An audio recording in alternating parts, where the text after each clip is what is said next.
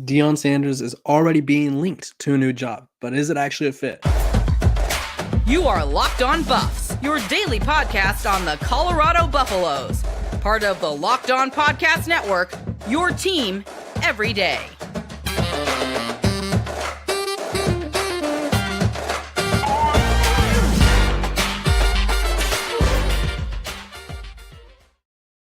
What is up, everybody? This is Locked On Buffs. I am your host, Kevin Bover. Today's episode of Locked On Buffs is brought to you by Gametime.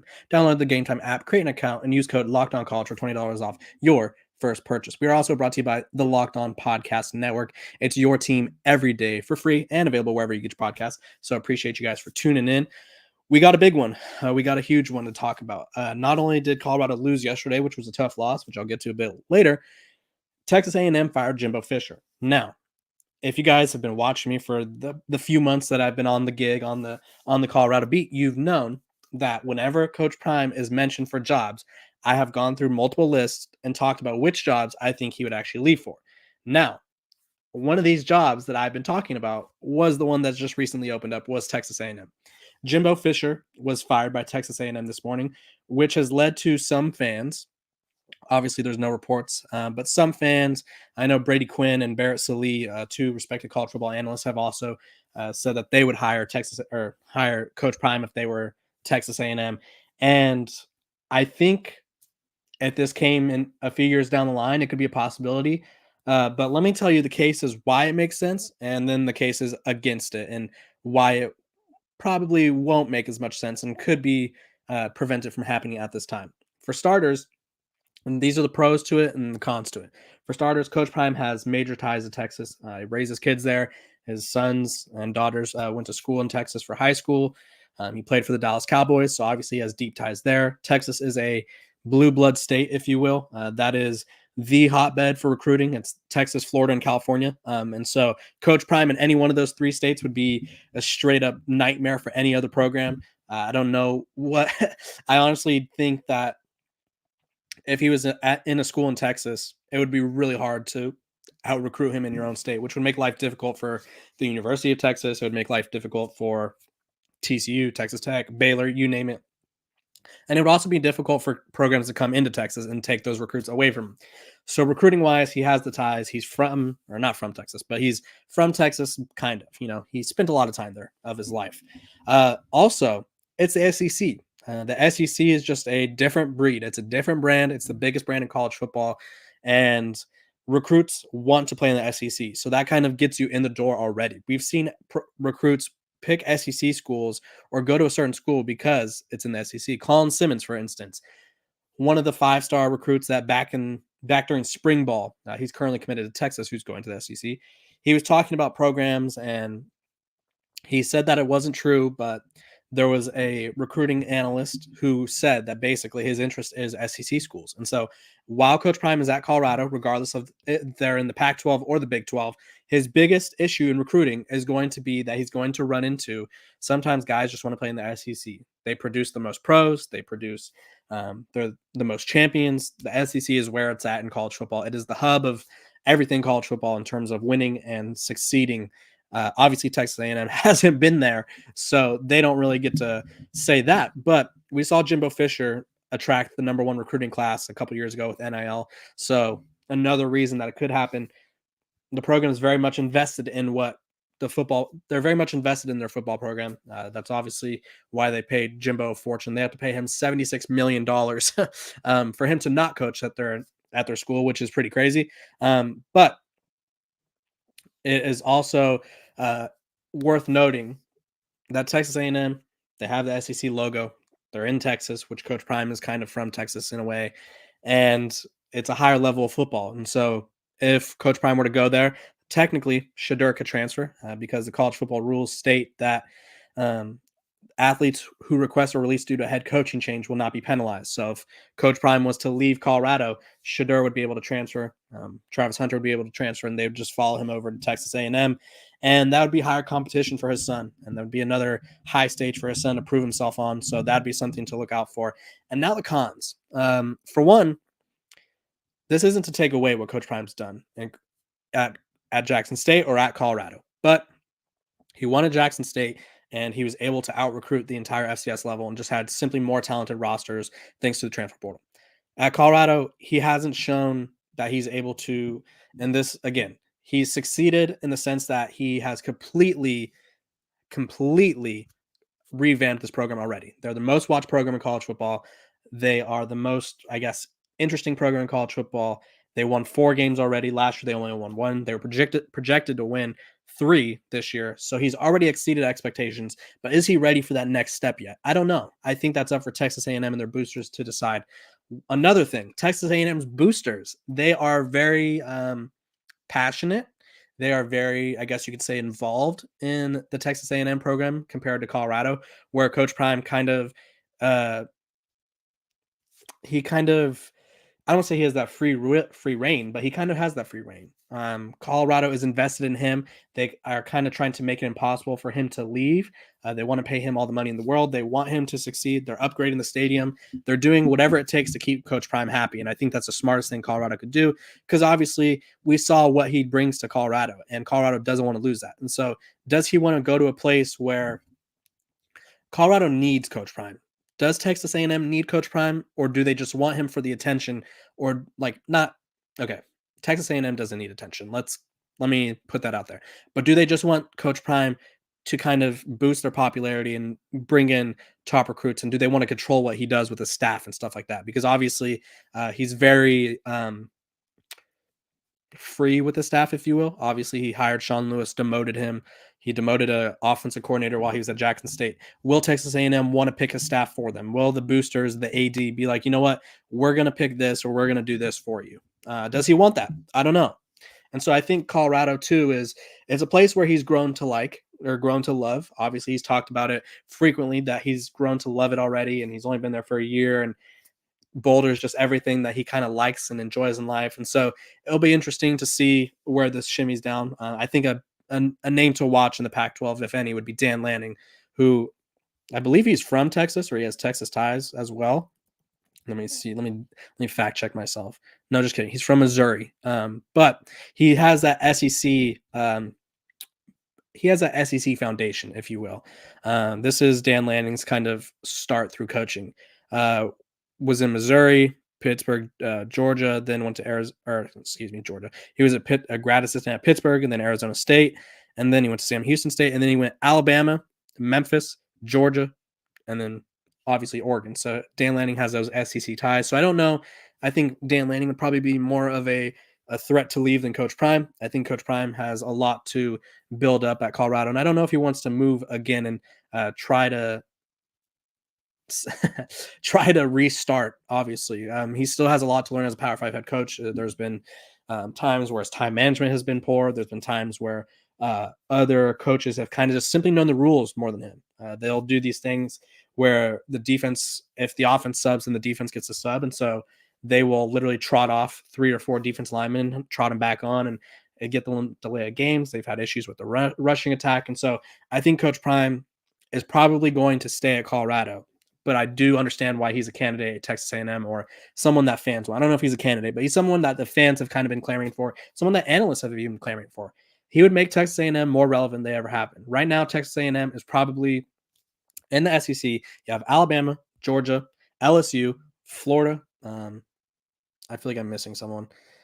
We'll continue, and then if it comes to me, Texas, Oklahoma. Those 6 programs are all going to be more relevant than Texas A&M in the SEC. It is what it is. Those programs are more popular, they're more relevant, and they're all better jobs.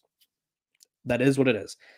If Coach Prime is at Texas A&M, that changes. He probably skyrockets into that top category. He probably goes from being the little brother in the state of, or Texas A&M does, probably goes from being the little brother in the state of Texas to being one of the more popular programs in the country. And obviously at a high level like that, they would be in marquee games every single week. It would be unheard of, the amount of popularity that he would generate there. But is he a culture fit for Texas A&M?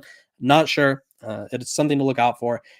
More fans are calling it than analysts, but I have seen, like I said, Brady Quinn, Barrett Sallee have both called for it, and it makes sense. It's just something that I don't know if Coach Prime is ready for a move at this time. It would be the 3rd year in a row for him, technically, because he went to Jackson State.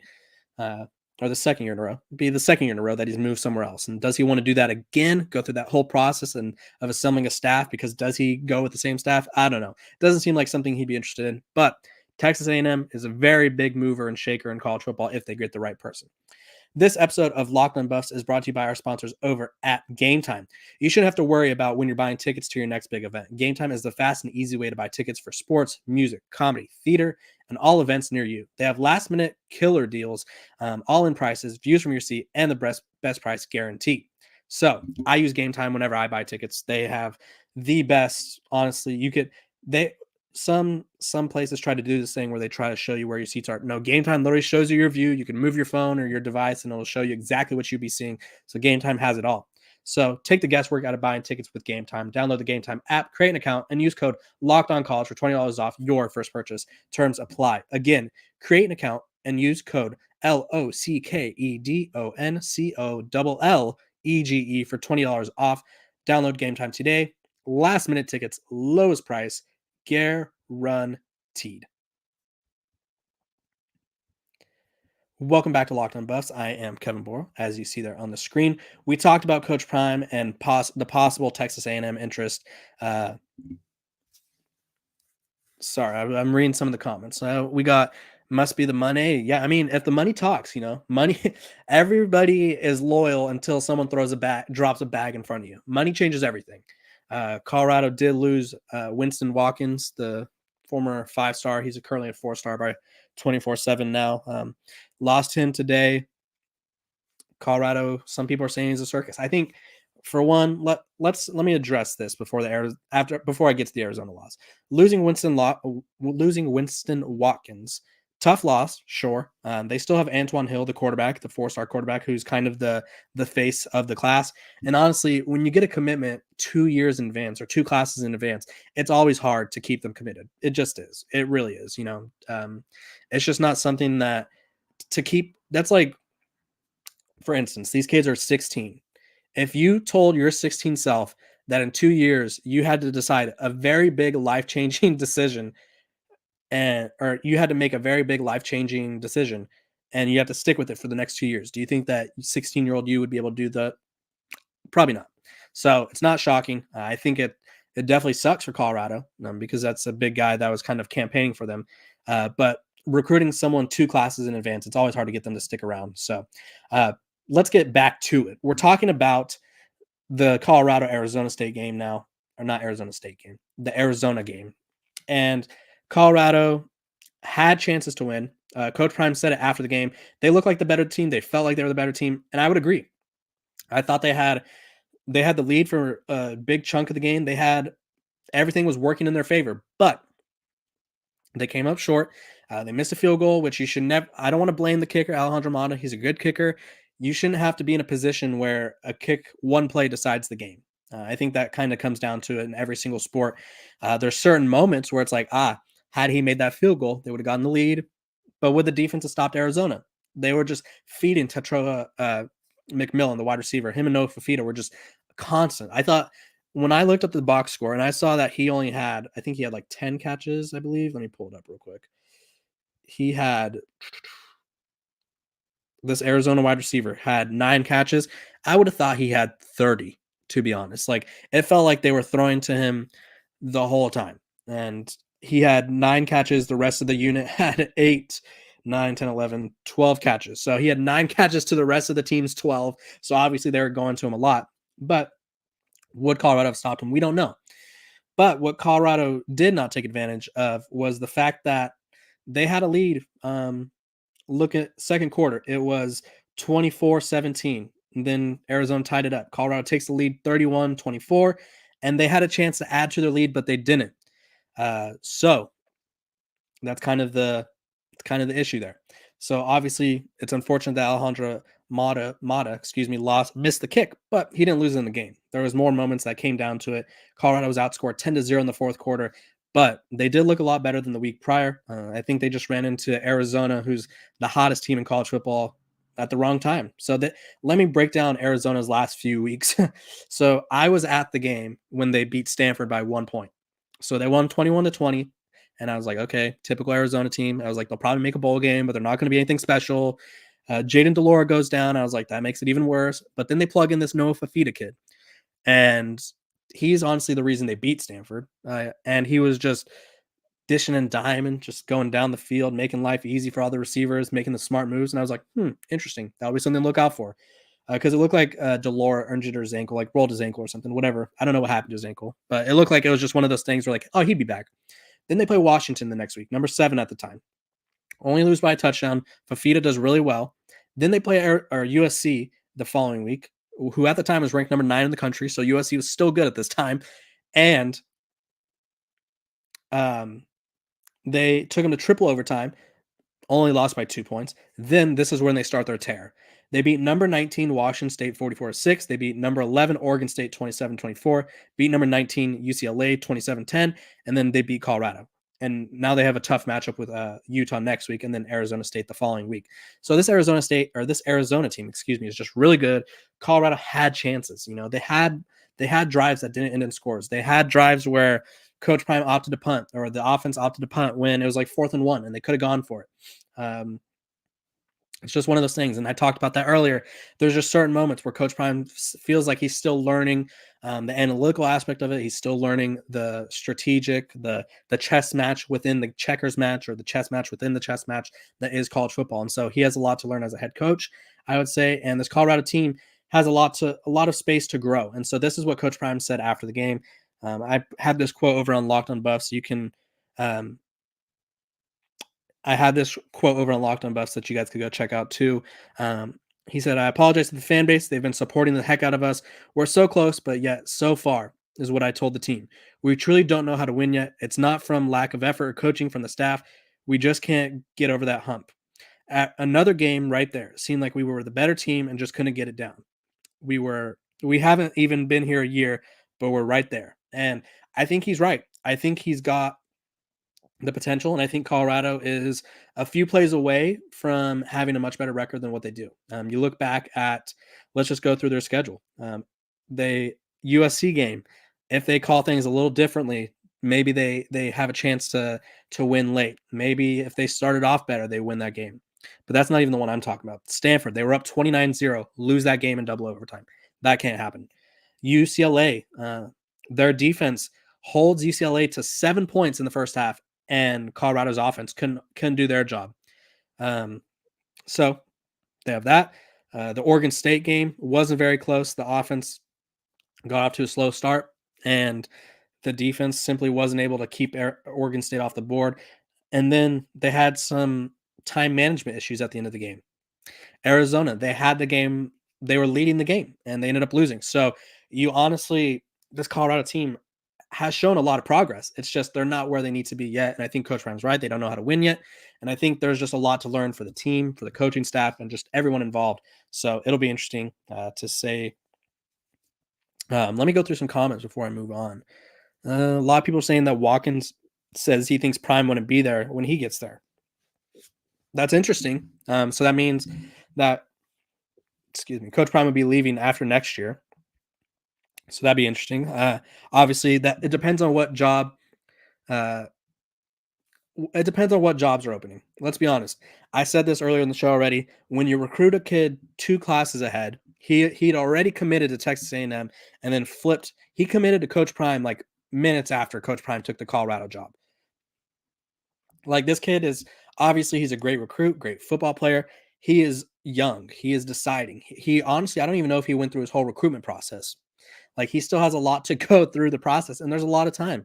The more time you sit there and wait, the more time other coaches can come in and be like, hey, why don't you come over here? He just took a visit to Miami recently. He's from Florida. So it's hard to say that it's a circus in Boulder because they lost a 2025 commit. It's not likely. It's not likely to keep someone committed for that long. I see it all the time. For instance, when I was covering Texas, they had Ruben Owens committed, who was a 5-star running back, and he ended up at Texas A&M.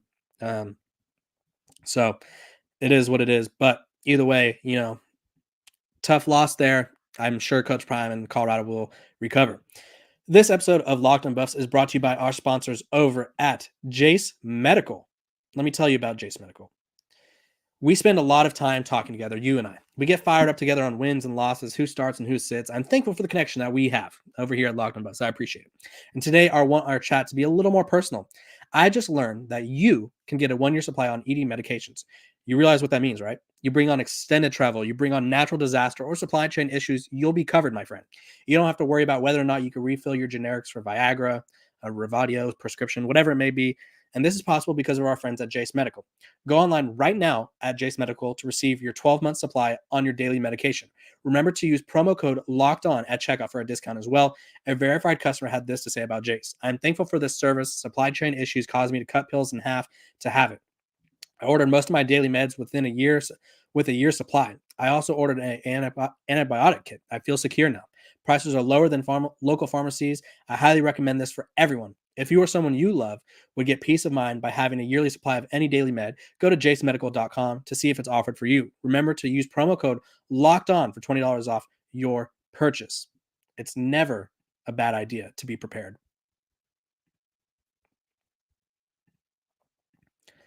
What is up, everybody? We are back, and to conclude the episode, we're talking about what's next for Colorado. Let me go through the comments again because you guys are getting a little frisky in there.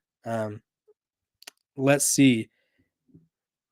Jason Smith, his sons can be able to transfer because one, Shiloh is probably a grad transfer by now, so he probably graduated. And if the coach leaves, they can transfer. So that raises them up to transfer and not be penalized. My microphone came unplugged. Sorry about that. I believe that is the rule. I believe you can transfer. There's a coaching change. Obviously, I would assume Shadur, Travis, and all them will just follow him to Texas A&M. So that'd be something to look out for. Let's see what else we got in here. Okay. Yeah, I think a lot of people are caught up in Watkins leaving. Again, Watkins, 2025 commit. It's hard to keep them committed for 2 years. He took a visit to Miami. Maybe he just didn't feel like it was the right fit for him. Maybe it was too far from him. It's decommitment season, guys. I think Josh Newberg said this the other day that there's at least 600 decommits a year or something in this span. So it is what it is. It happens. It's not great, but it happens. What's next for Colorado? Well, let's look ahead. They need 2 wins to make it to a bowl game. Granted, unless there's that thing where if there's not enough 6-6 teams, you can get in with 5 wins, but it depends on your academic standing or whatever. So let's just say they need 6 wins to make it to a bowl game. This week, they have Washington State. Washington State is probably the coldest team in college football. So they went from playing Arizona, who's the hottest team in college football, I would say, to playing Washington State, who's the coldest team in college football. Washington State started off their season 4-0, and they have lost 6 straight. They were a ranked team. They were ranked as high as 13, I believe. And now they are 4-6, and they are also looking to make a bowl game. And for them, they finished with Colorado and Washington. So it's do or die for both teams. A loss for either team ends their season. Well, not ends their season, but ends their bowl game aspirations. I think Colorado can get in a shootout with Washington State and beat them. I think this is a very winnable game for Colorado. It would have been nice to win this Arizona game, so that way you only have to win 1 out of the next 2. But here we are. Colorado's kind of behind the bus. On the struggle bus, if you will, behind the 8 ball. And then they have Utah. And Utah's a tough matchup. They just took Washington down to the wire. There were some questionable calls in that game, referee-wise. So Utah's going to be a tough game. It's going to be a tough stretch for Colorado. Either way, I think we need not forget. Let me bring up my trusty graphic here. This was Colorado's win total to start the year. Projected win total. 3.5. They're currently sitting at 4. Say they beat Washington, that's 5 wins. They almost doubled their win total. Colorado is obviously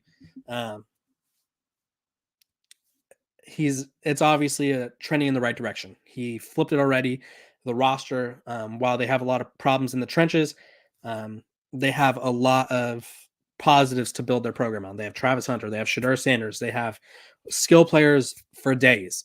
And that's not going to change. They're going to bring in another transfer class. And they have winnable games ahead. It's just not going to be easy. And so I think this Colorado team has about 1 win left in the season. I think they. Sorry, I'm reading the comments. You guys are going crazy. I don't even know what half you guys are talking about.